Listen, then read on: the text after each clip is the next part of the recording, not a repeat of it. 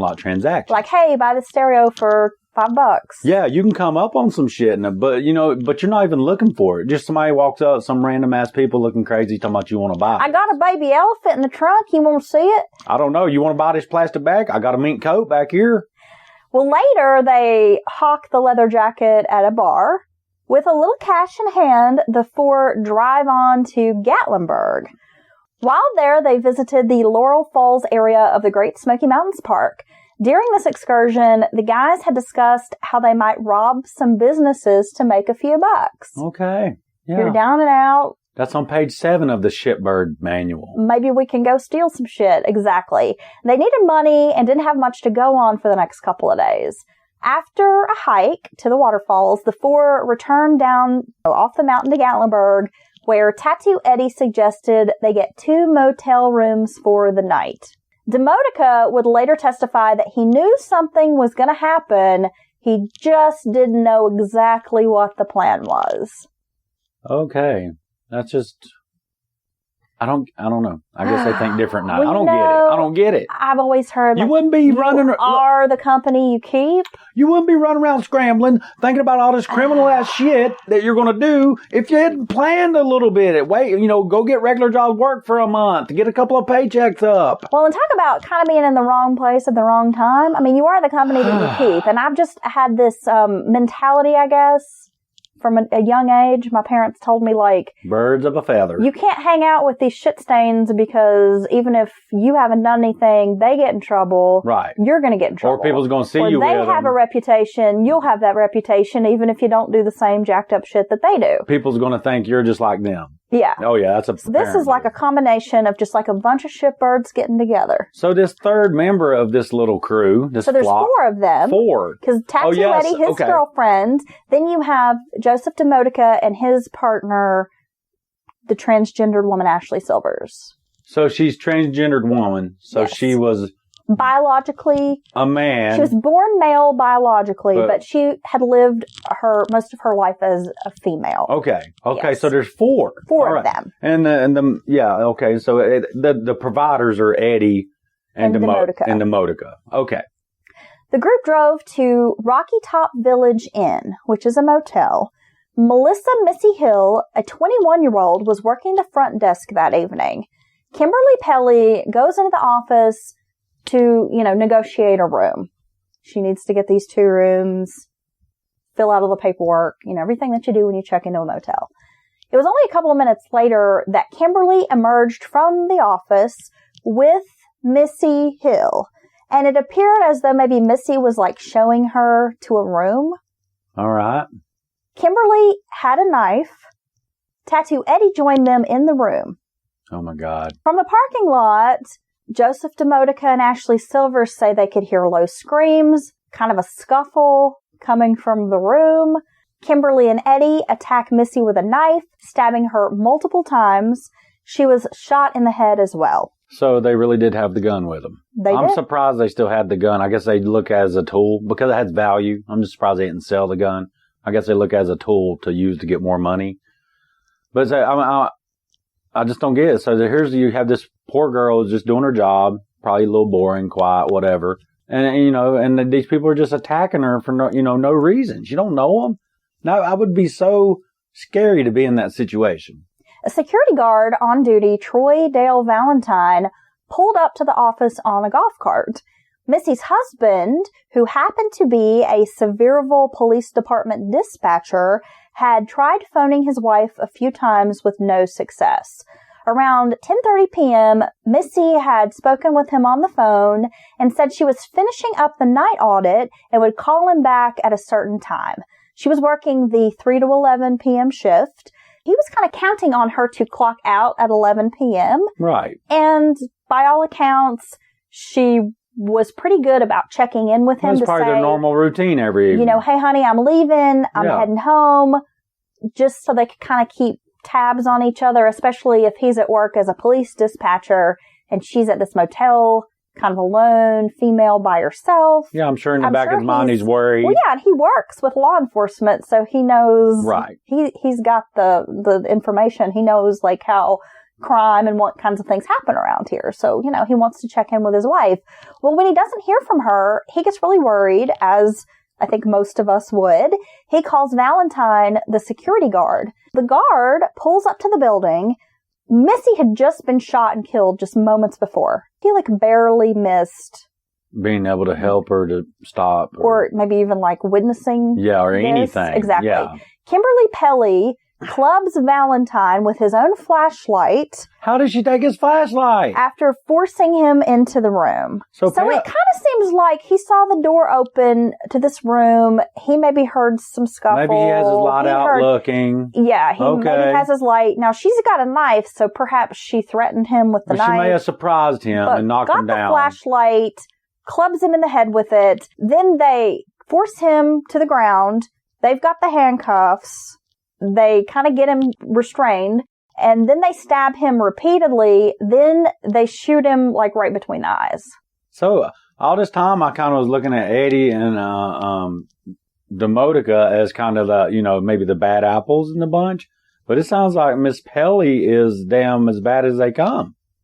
Pelly and Hill returned to the car looking like they'd been sprayed with blood. They get back in the Toyota, and the four, hightail it out of there. The next morning, they wash their clothes at a laundromat in Knoxville. Tattoo Eddie Harris told Demodica he might have done something bad, maybe he killed somebody. You didn't have to tell me that, bro. You got back in the car, sprayed with blood. They heard. I may have killed someone. Yeah, I may have. I love that, maybe. I don't know. We just killed the shit out of two people, but who knows? I may have done something bad. Oh, you may have. I'm sorry, is that blood all over your clothes and face?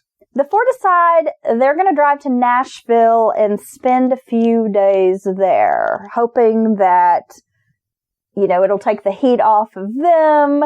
No one will know they were a part of it. They're going to get out of town. No one really knows them. Did they rob the till? What was the motivation at the hotel?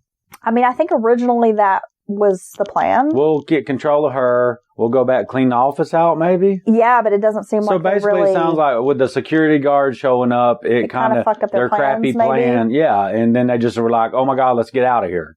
Wow, so two people dead for no reason. Well, Demodica and Ashley Silvers, they're starting to feel like they don't want to be along for this ride. That can do that. Hey, it was all fun and games until you fuckers start shooting and stabbing people, right? Yeah. At this point, it's when you go to the cops. Yeah. When they're in Nashville, they're just like, this is not going to end well for us. They quickly decide we're going to leave, so they pack up in the Toyota. They leave Tattoo Eddie and Kimberly Pelly in Nashville. So it's their car, basically. They return to Knoxville, then to Gatlinburg, where the pair get picked up by the police. Huh.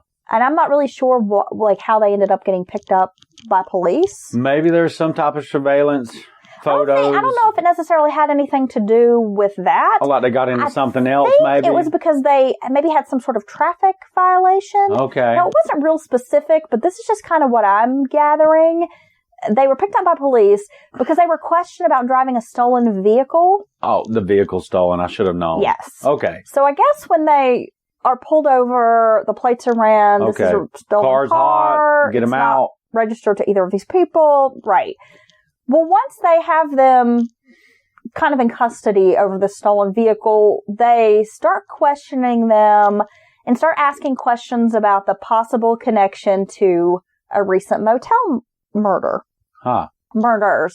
Of course, they deny any knowledge. Demodica eventually tells police, hey, you're looking at the wrong person.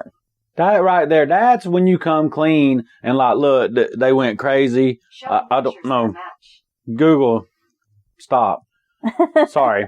But yeah, that is when you come clean. And that's how you might get in some trouble for the things you admit to, but you got to tell the truth.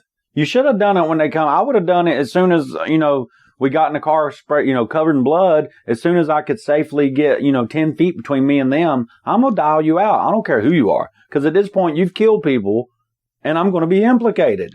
It's stupid. Now, you did ask about money, and I'd kind of forgotten this piece of information. We deal with so many true crime cases that after a while, it all starts to turn into a blur in my brain. It does. Like mush in there. To a degree.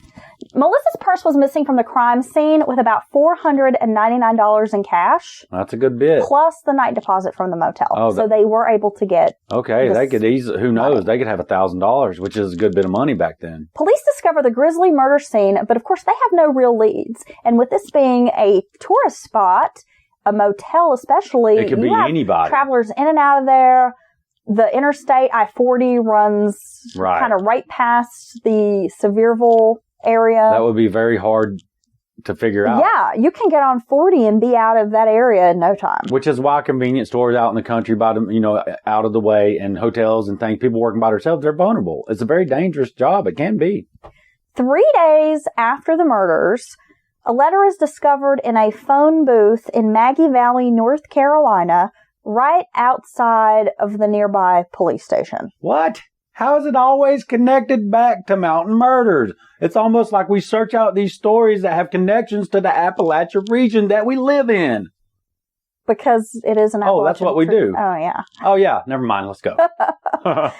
Yeah, I mean, it's kind of crazy because, Maggie Valley is my hometown. Yeah. My mom lives there. I mean, we've talked about this a couple of times to think of this being really close to the police station. But just so people know that aren't from this area, Maggie's not all that far from Dandridge, Gatlinburg, and Pigeon Forge. Oh, no. You jump on 40, you come through like the gorge, they call it, mountains and tunnels, and it's right there. So you're literally from Dandridge to Maggie, where they had come through. It's probably like, 40 miles tops, 45. 45 miles. Yeah, interstate. Take about it wouldn't take long to get there. Yeah, so they exactly. pop there, they jump off the interstate and get into Maggie, and then you're right there in Maggie Valley. So the letter included a small pocket knife belonging to Missy Hill.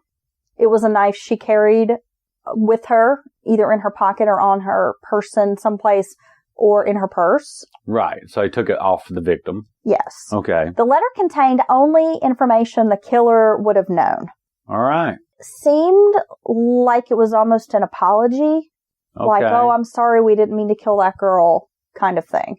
They pretty quickly know this is tied to this Pigeon Forge, this Gatlinburg murder case. Well, yeah, even those areas are so close. Cops share information, even back when it was just by telephone. They would know about those unsolved, probably.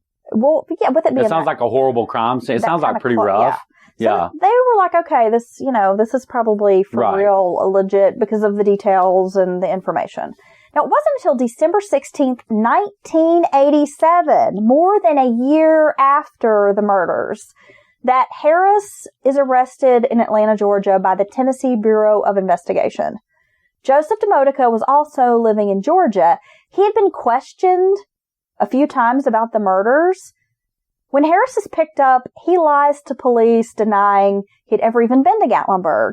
He said he didn't know anybody in Knoxville, he had never visited the area, and knew absolutely nothing about the murders. All right, so deny.